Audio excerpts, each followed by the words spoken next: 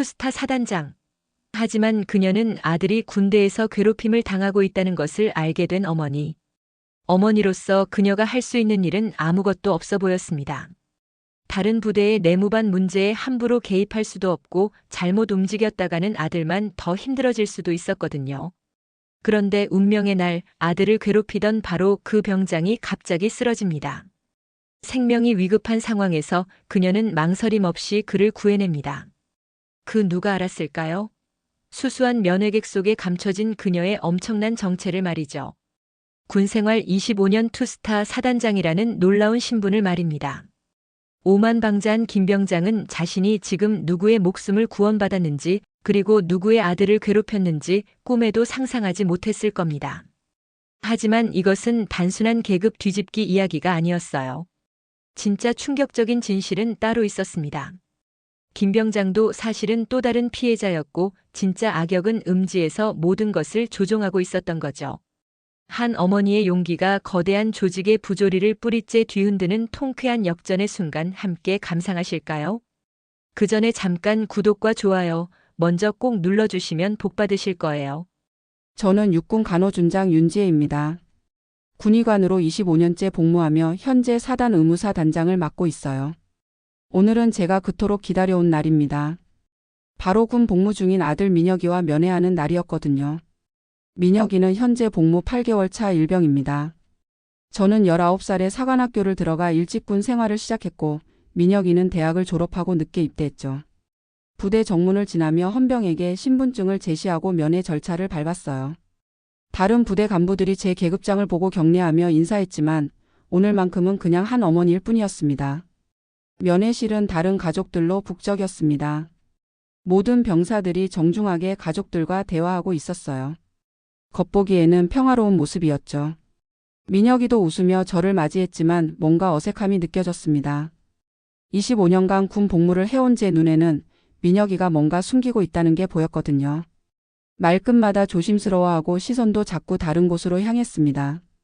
평소 활발하던 아이가 이렇게 위축되어 있을 리 없었어요. 혹시 힘든 일 있어? 아니에요, 엄마. 그냥 적응하고 있어요. 민혁이의 대답이 너무 간단했어요. 분명 뭔가가 있었습니다. 하지만 면회실이라는 공개된 장소에서는 더 깊이 물어볼 수 없었죠. 면회가 끝나고 민혁이가 부대로 돌아가는 모습을 지켜봤어요. 그때 한 병장이 다가와서 민혁이의 어깨를 툭 치며 뭔가 말하는 게 보였습니다. 민혁이는 고개를 숙이고 네, 병장님이라고 대답했어요. 겉보기에는 평범한 선후배 관계 같았지만 그 순간의 분위기가 심상치 않았습니다. 면회실을 나오는 길에 우연히 들은 대화가 제 마음을 불편하게 했어요. 화장실 근처에서 몇몇 병사들이 대화하고 있었거든요. 야, 민혁이 그 새끼 엄마가 준장이래. 헐, 진짜? 그래서 김 병장이 더 빡치는 거구나. 맞아, 높은 간부 자식이라고 설치는 게 짜증난다는 거야. 짧은 대화였지만 충분히 상황을 파악할 수 있었어요.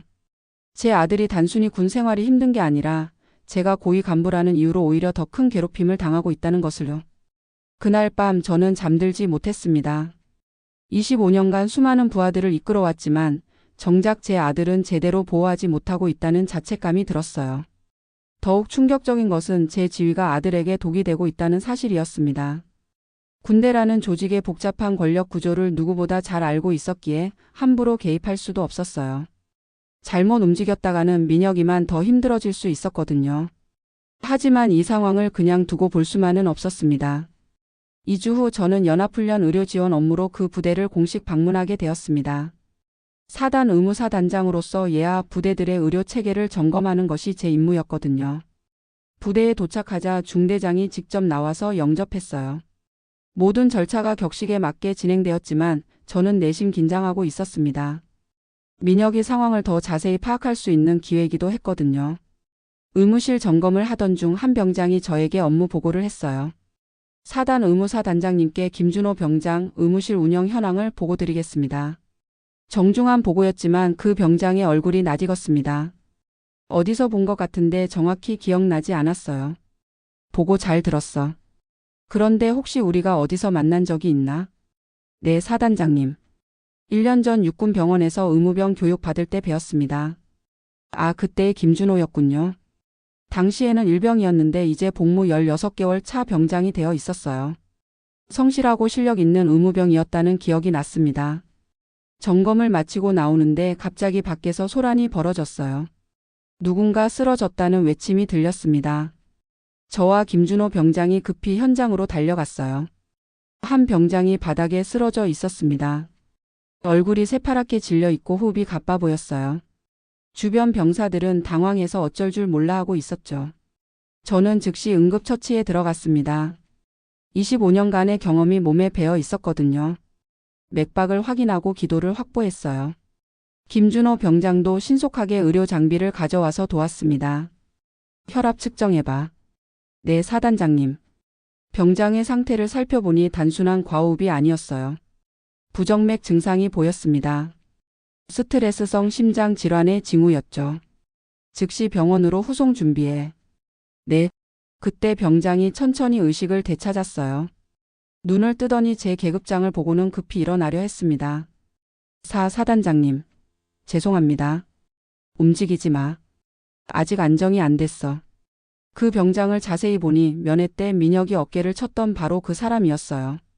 김 병장이라고 불렸던 사람 말이죠. 복무 15개월 차로 전역을 3개월 앞둔 고참이었습니다. 우연의 일치치고는 너무 극적이었어요. 김 병장은 김준호 병장을 보더니 표정이 굳어졌어요. 둘 사이에 묘한 긴장감이 흘렸습니다. 뭔가 과거가 있다는 게 느껴졌어요. 병원으로 후송하면서 저는 이 우연한 만남이 단순한 우연이 아닐 수도 있다는 생각을 했습니다. 김준호 병장과 김 병장 그리고 제 아들까지. 모든 것이 어떤 연결고리로 이어져 있는 것 같았거든요. 김 병장이 병원에 입원한 동안 저는 김준호 병장과 개별 면담 시간을 가졌습니다. 3년 전 교육생이었던 그가 어떻게 이 부대에 오게 되었는지, 그리고 김 병장과는 어떤 관계인지 알아야 했거든요. 준호야, 김 병장이랑 어떤 사이야? 김준호 병장은 잠시 망설이더니 진실을 털어놓기 시작했어요. 사단장님, 사실 부사관 전환 복무를 신청한 동기입니다. 둘 다 작년에 18개월 복무를 마치고 부사관으로 전환했거든요. 그럼 훈련소 동기구나? 네, 맞습니다. 그런데 좋은 기억은 아니에요. 무슨 일이 있었어? 훈련소에서 김 병장이 다른 동기들을 많이 괴롭혔어요. 저도 당했고요. 훈련소에서 동기끼리 괴롭힘이라니. 이상한 일이었어요. 모든 훈련병이 동등한 위치인데 말이죠. 어떻게 그런 일이 가능했어? 김 병장이 자기 뒤에 누가 있다고 계속 자랑했어요. 그래서 조교들도 눈 감아줬던 것 같고요. 점점 복잡한 그림이 그려지기 시작했어요. 김 병장 뒤에 있는 배경, 그리고 그것이 지금 제 아들에게까지 영향을 미치고 있을 가능성 말이죠. 그런데 내가 어떻게 이 부대에 오게 됐어? 그게 좀 이상해요. 갑자기 전속 명령이 떨어졌거든요. 6개월 전에요. 6개월 전이라면 민혁이 부대에 배치된 시기와 비슷했어요. 우연치고는 너무 기가 막힌 타이밍이었습니다. 혹시 전속 사유를 들었어? 의무부대 인력 부족이라고 했는데. 제가 보기에는 이 부대 의무실이 인력이 부족한 것 같지는 않거든요. 모든 것이 의도적으로 계획된 것 같았어요. 김준호를 이 부대로 보낸 것도 김 병장이 민혁이를 괴롭히는 것도 말이죠. 며칠 후 김 병장이 퇴원했어요. 검사 결과 스트레스성 부정맥으로 진단받았습니다. 약물 치료와 함께 스트레스 관리가 필요한 상황이었죠. 김 병장이 의무실에 정기 검진을 받으러 왔을 때 저는 그와 개별 상담을 했어요. 김 병장 몸은 어때? 많이 좋아졌습니다, 사단장님. 스트레스가 많았나 보네? 김 병장이 잠시 침묵하더니 입을 열었어요. 사단장님. 죄송합니다. 뭐가 죄송해? 제가. 사단장님, 아드님한테 너무 심했어요. 역시 제 예상이 맞았어요. 김 병장이 민혁이를 의도적으로 괴롭혔던 거죠. 왜 그랬어? 김 병장은 한참을 망설이더니 털어놓기 시작했습니다. 사실 시키는 사람이 있었어요. 누가? 김민수 중위님이세요. 사단장님을 안 좋게 생각하신다고 그래서 아드님을 제대로 굴리라고 하셨거든요. 김민수 중위라는 이름을 들으니 기억이 났어요. 2년 전 군병원에서 의료사고 은폐를 시도했다가 제가 강력히 반대해서 징계받았던 인물이었습니다. 이 모든 일이 그의 개인적인 복수였던 거죠.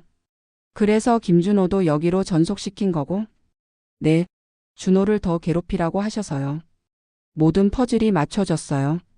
하지만 김 병장도 어떤 면에서는 피해자였을 수 있었습니다. 김 병장, 넌 왜 그 명령을 따랐어? 중위님이 제 가족을 협박하셔서요. 저희 아버지가 군무원인데 인사에 영향을 줄 수 있다고 하셔서. 김 병장도 결국 또 다른 피해자였던 거죠. 권력의 압박 앞에서 어쩔 수 없이 다른 사람을 괴롭히는 악순환의 고리에 갇혀 있었던 겁니다. 이제 진짜 적이 누구인지 분명해졌어요. 그리고 이 문제를 해결하기 위해서는 더 신중하고 체계적으로 접근해야 한다는 것도 깨달았습니다. 김 병장의 고백을 들은 후 저는 신중하게 계획을 세웠어요. 김민수 중위를 직접 상대하기에는 증거가 부족했고 섣불리 움직였다가는 오히려 상황이 악화될 수 있었거든요. 우선 김준호 병장과 김 병장을 통해 더 구체적인 정보를 수집하기로 했습니다. 김 병장은 이제 진실을 말할 용기를 얻었지만 여전히 김중위의 보복이 두려워했어요. 사단장님, 중위님이 알게 되면 걱정하지 마. 내가 보호해 줄게. 하지만 말처럼 쉽지 않았어요. 다른 부대의 내부 문제에 직접 개입하기에는 한계가 있었거든요. 김민수 중위도 제가 뭔가 눈치채고 있다는 걸 감지했는지 더욱 교묘하게 움직이기 시작했어요. 김 병장에 대한 압박을 강화하면서도 겉으로는 아무것도 모르는 척했습니다. 김 병장이 저에게 몰래 보고했어요. 사단장님, 중위님이 저를 따로 불러서 경고했어요. 함부로 입 놀리지 말라고요. 뭐라고 정확히 말했어? 높은 사람들끼리는 서로 이해하는 게 있을 거라고 괜히 물을 흐리지 말라고 하셨어요. 김중위는 제가 같은 간부라는 점을 이용해서 암묵적인 공조를 기대하고 있었던 거죠. 간부들끼리는 서로를 보호한다는 그릇된 인식 말이에요.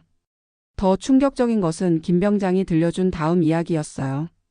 사단장님, 중위님이 다른 간부들한테도 말씀하신 것 같아요. 사단장님이 아드님 일로 감정적으로 대응하고 있다고요. 이건 정말 교묘한 수법이었어요. 저를 감정에 치우친 어머니로 몰아가면서 제 행동의 정당성을 훼손하려는 거였죠. 실제로 며칠 후 군단 차원에서 제게 넌지시 말이 나왔어요. 윤 준장, 요즘 예하 부대 방문이 좀 잦은 것 같은데? 의료 지원 업무 때문입니다. 그런 것 같기는 한데. 혹시 개인적인 감정이 개입된 건 아니지?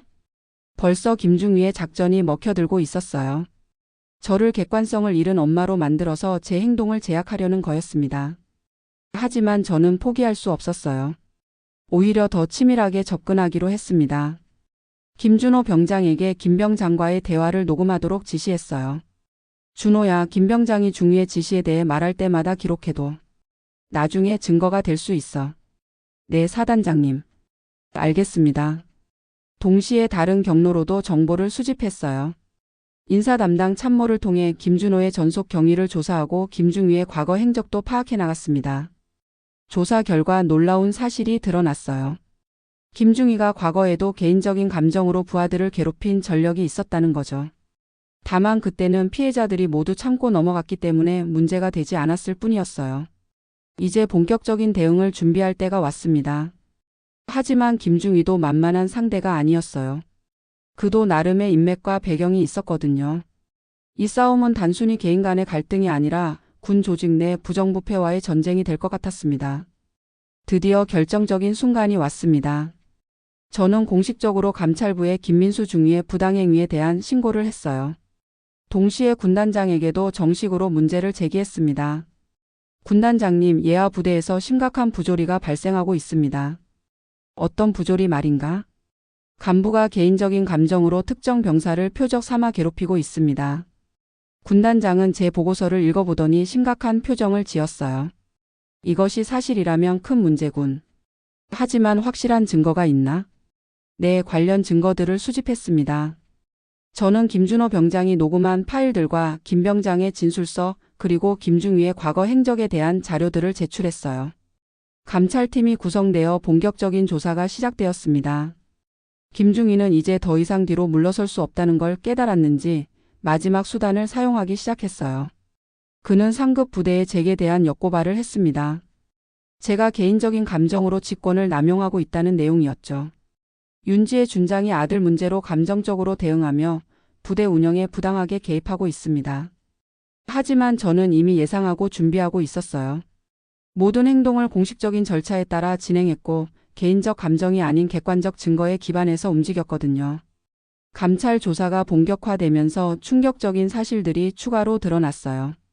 김중희가 과거에도 비슷한 방식으로 여러 명을 괴롭혔다는 증언들이 나온 거죠. 중희님이 작년에도 비슷한 일을 했어요.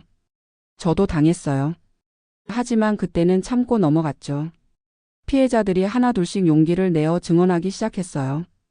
김병장과 김준호의 용기가 다른 사람들에게도 전해진 거였습니다. 가장 결정적인 순간은 김병장이 감찰관 앞에서 증언할 때였어요. 제가 모든 것을 말씀드리겠습니다. 김병장은 떨리는 목소리로 진실을 털어놓기 시작했어요.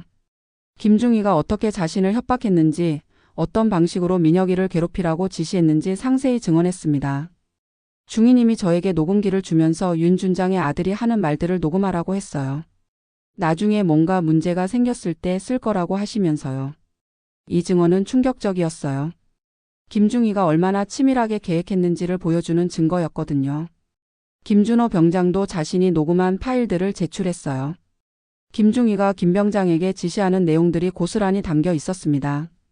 박민혁 그놈 제대로 굴려. 그 애미가 나한테 한 짓을 잊을 수 없어. 녹음 파일 속 김중희의 목소리는 분명했어요. 더 이상 변명할 여지가 없었습니다. 김중희는 마지막까지 발버둥쳤지만 증거는 명확했어요. 그리고 이제 모든 진실이 드러나는 순간이 왔습니다. 감찰 조사 결과가 발표되었습니다. 김민수 중위에게는 파면과 함께 군사법정 회부 조치가 내려졌어요. 직권남용, 부하부당대우, 조직적 괴롭힘 등 여러 혐의가 인정된 거죠.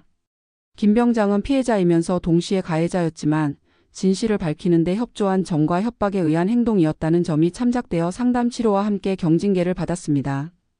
가장 중요한 변화는 부대 분위기였어요. 그동안 숨어있던 다른 부조리들도 하나씩 해결되기 시작했습니다. 투명하고 공정한 문화가 자리 잡기 시작한 거죠.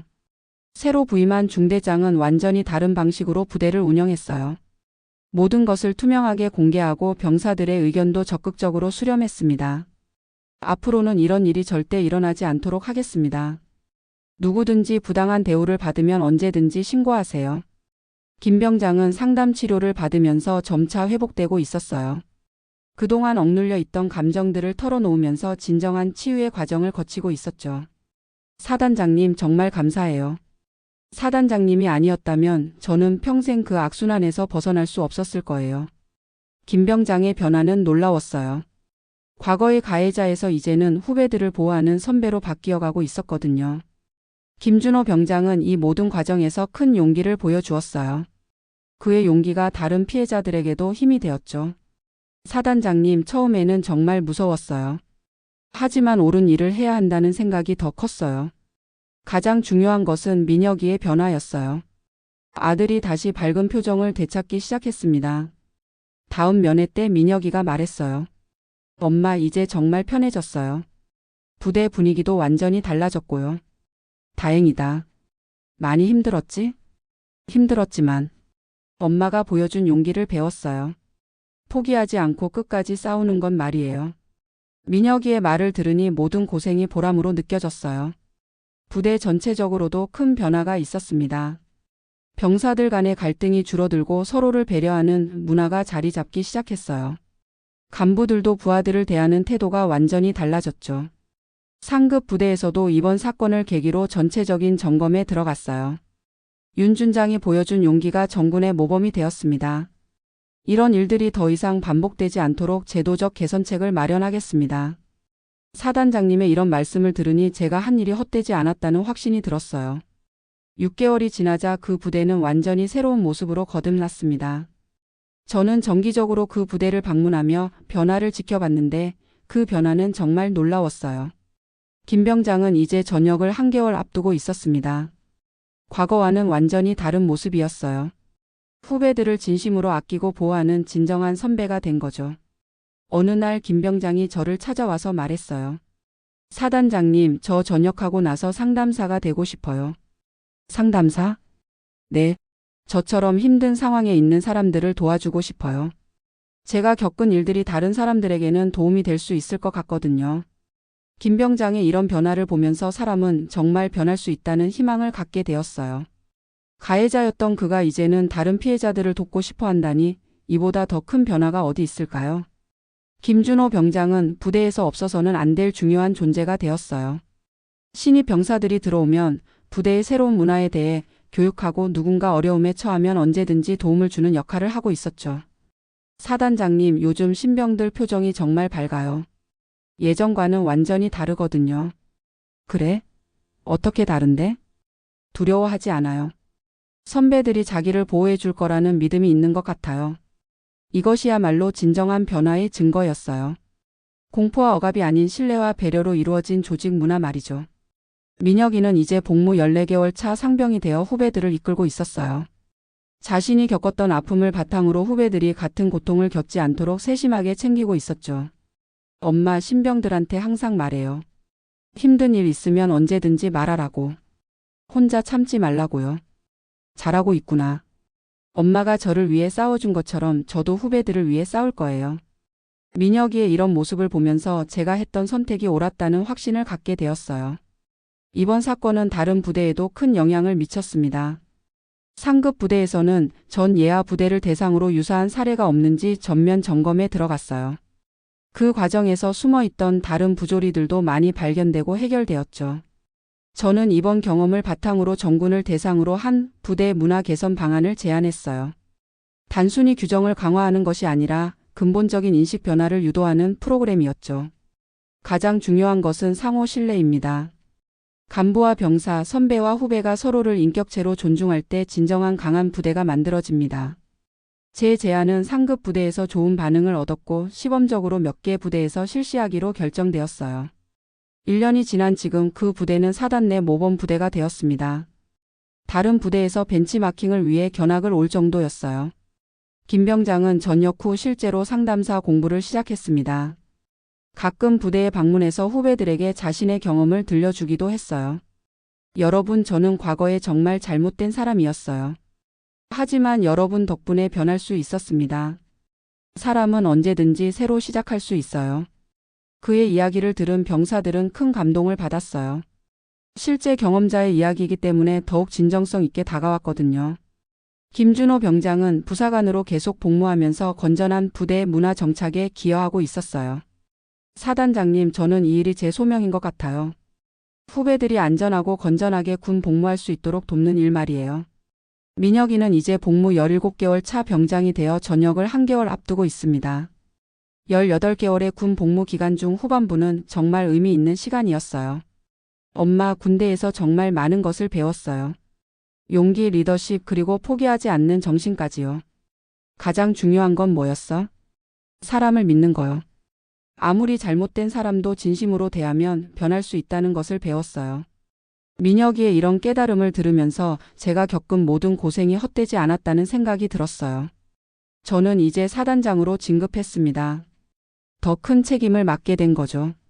하지만 이번 경험을 통해 배운 것들을 바탕으로 더 나은 군대를 만들어가고 있어요.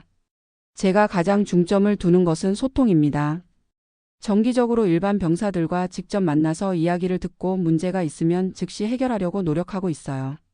사단장님, 요즘 부대 분위기가 정말 좋아졌어요. 어떤 점이 좋아졌어? 서로를 존중하는 문화가 정착된 것 같아요. 계급에 관계없이 모두가 소중한 존재라는 인식이 퍼졌거든요. 이런 변화가 바로 제가 꿈꿔왔던 군대의 모습이에요. 김민수 전 중위는 군사법정에서 실형을 선고받았습니다. 하지만 복역 중에도 반성하는 모습을 보이고 있다고 들었어요. 언젠가는 그도 진정으로 변화할 수 있기를 바랍니다. 이 모든 일을 겪으면서 제가 얻은 가장 큰 교훈은 포기하지 않는 것의 중요성이었어요. 아무리 어려운 상황이라도 옳은 일을 위해서라면 끝까지 싸워야 한다는 것을요. 그리고 무엇보다 중요한 것은 사람에 대한 믿음이었습니다. 김 병장처럼 가해자로 보였던 사람도 알고 보면 또 다른 피해자일 수 있고 진심으로 대하면 변할 수 있다는 것을 깨달았거든요. 지금도 어딘가에서는 부당한 대우를 받으며 힘들어하는 사람들이 있을 것입니다. 저는 앞으로도 그런 사람들을 위해 계속 노력할 거예요. 제가 만든 작은 변화가 더 큰 변화의 시작이 되기를 바라면서 말이죠. 민혁이가 곧 전역합니다. 아들이 건강하고 당당하게 군 복무를 마칠 수 있게 되어 정말 기뻐요. 그리고 이 과정에서 우리 모두가 성장할 수 있었다는 것이 가장 큰 수확이었습니다. 엄마, 저 사회에 나가서도 군대에서 배운 것들을 잘 활용할 거예요. 어떤 것들? 정의를 위해 싸우는 용기, 어려운 사람을 돕는 마음, 그리고 끝까지 포기하지 않는 정신이요. 아들의 이런 다짐을 들으니 제 마음이 뿌듯했어요. 이것이야말로 진정한 군인 정신이 아닐까요? 지금 저희 사단은 정군에서 가장 모범적인 부대 중 하나가 되었습니다. 서로를 존중하고 배려하며 함께 성장해 나가는 진정한 공동체가 된 거죠. 이 모든 변화의 시작은 한 어머니의 용기였습니다. 제 아들을 보호하고 싶은 마음에서 시작된 작은 행동이 결국 거대한 변화를 만들어낸 거예요. 앞으로도 저는 이 신념을 잃지 않을 것입니다. 모든 장병이 존중받으며 복무할 수 있는 군대, 그것이 진정한 강군의 모습이라고 믿거든요. 그리고 그런 군대를 만들어가는 것이 바로 제가 해야 할 일이라고 생각합니다. 이것이 제가 경험한 이야기의 전부입니다. 한 개인의 작은 용기가 어떻게 큰 변화를 만들어낼 수 있는지, 그리고 사람은 정말로 변할 수 있다는 희망적인 메시지를 담고 있어요. 무엇보다 포기하지 않는 것의 중요성을 깨닫게 해준 소중한 경험이었습니다. 여러분, 오늘 이야기는 어떠셨나요? 댓글로 여러분의 생각을 들려주세요. 구독, 좋아요로 응원해주세요. 오늘도 끝까지 시청해주셔서 감사합니다. 다음 편에서 더 감동적인 이야기로 찾아뵙겠습니다.